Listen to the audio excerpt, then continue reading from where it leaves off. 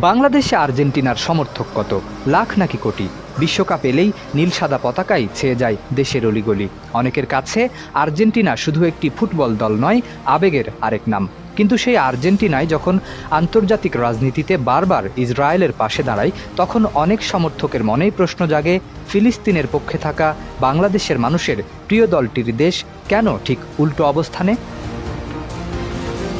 আজকের আর্জেন্টিনার এই অবস্থান মূলত বদলে গেছে দেশটির বর্তমান প্রেসিডেন্ট হাভিয়ের মিলেইর ক্ষমতায় আসার পর। দায়িত্ব নেওয়ার পর থেকেই তিনি যুক্তরাষ্ট্র ও ইসরায়েলকে আর্জেন্টিনার সবচেয়ে ঘনিষ্ঠ মিত্র হিসেবে ঘোষণা করেছেন। শুধু কথাই নয়, কাজেও তার প্রতিফলন দেখা গেছে বারবার। গাজা যুদ্ধের সময় তিনি প্রকাশ্যে ইসরায়েলের প্রতি সমর্থন জানান, এমনকি ফিলিস্তিনের পূর্ণ জাতিসংঘ সদস্য পদের বিরুদ্ধেও অবস্থান নেন।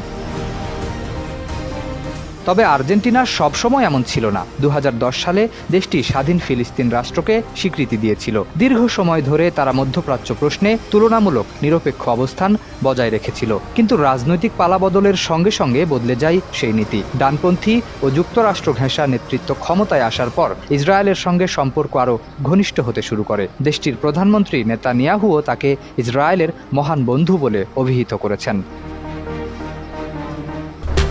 ইসরায়েল প্রীতির পেছনে আরেকটি বড় কারণ নিরাপত্তা ও ইতিহাস। 1992 সালে বুয়েন্স আয়ার্সে ইসরায়েলি দূতাবাসে এবং 1994 সালে ইহুদি কমিউনিটি সেন্টারে ভয়াবহ বোমা হামলায় বহু মানুষ নিহত হন। আর্জেন্টিনা সরাসরি এই হামলার জন্য ইরানকে দায়ী করে। সেই থেকে ইরানকে নিরাপত্তা হুমকি হিসেবে দেখে দেশটি। আর ইরানের প্রধান প্রতিদ্বন্দ্বী হওয়ায় ইসরায়েলের সঙ্গে তাদের সম্পর্ক আরও শক্তিশালী হয়।